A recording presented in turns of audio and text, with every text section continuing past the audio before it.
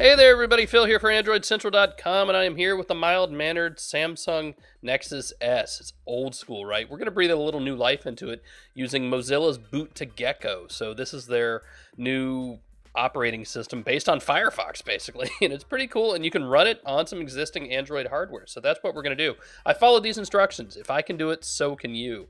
So I've booted it up here, and it's going to take a second. You see it looks fairly normal. So you got the Google logo. You see unlocked bootloader. Obviously you need an unlocked bootloader to do this sort of thing, right? So it's going to take just a couple seconds to boot up. Actually, it's pretty quick. 1, 2, hey, there it is. Okay, so now we've got the little Mozilla logo down on the bottom. That's your first clue that you've got something new here, right? Actually, the boot process for this being very, very alpha is pretty quick.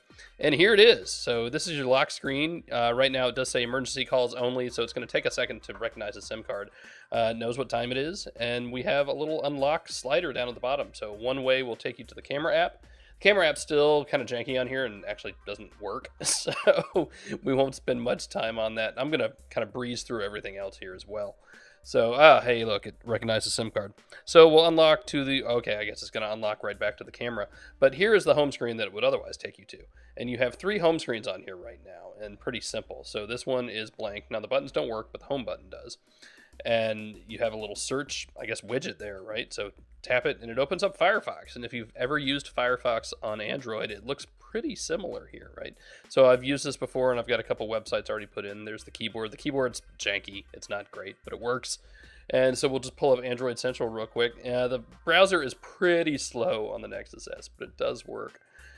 And you see, you've got tabs, you can close stuff, you've got settings and just all sorts of things. So it's pretty cool to play with. Here's Android Central loading up, and yes, it's slow. Once it gets loaded, it's a little quicker in panning, so that's not horrible. It could definitely be worse, but I'm not going to use that as my daily driver browser anyway. A couple other apps we got on here. So here is a calculator. Look at that, it's got a tip calculator. Cool. So the buttons all work.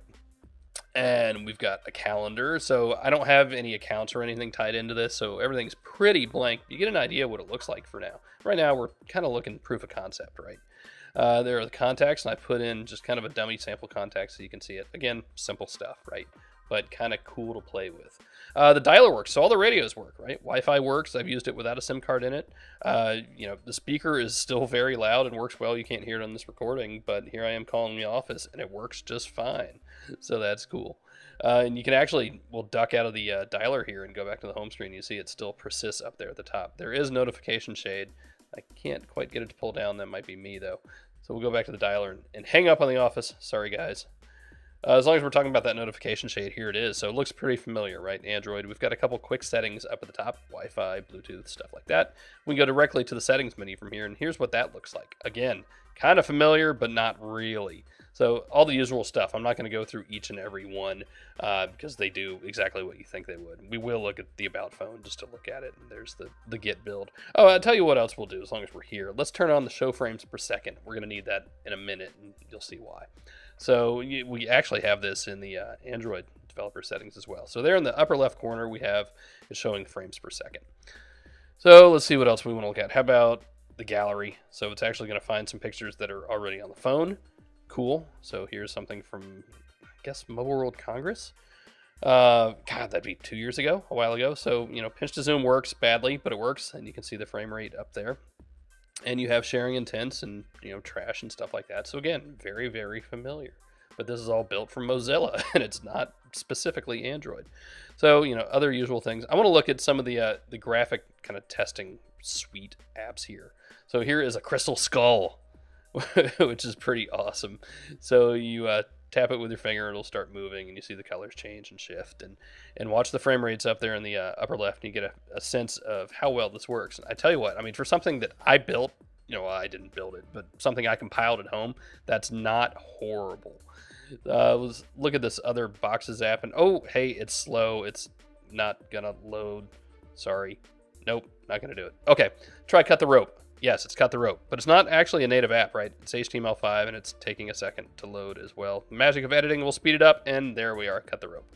So it's a web app, basically, running on the phone within the operating system, and that's kind of the point of this whole thing, right? So apps are web apps, And that's, the idea with HTML5 and Mozilla and Firefox and everything. So it's a very cool idea, and something people have tried.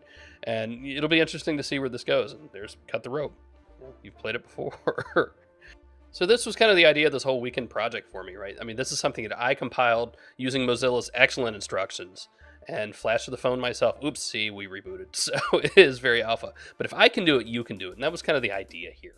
So if you want to breathe some new life back into an old Nexus S and want to have something to play around with, this is definitely worth the couple hours it takes to do it. So there you go, a quick look at the Mozilla Boot to Gecko OS on Android, sort of. See ya. Hey everybody, it's Phil from Android Central, and if you want to help out the site and look good, go get the best damn Android t-shirt anywhere from shopandroid.com.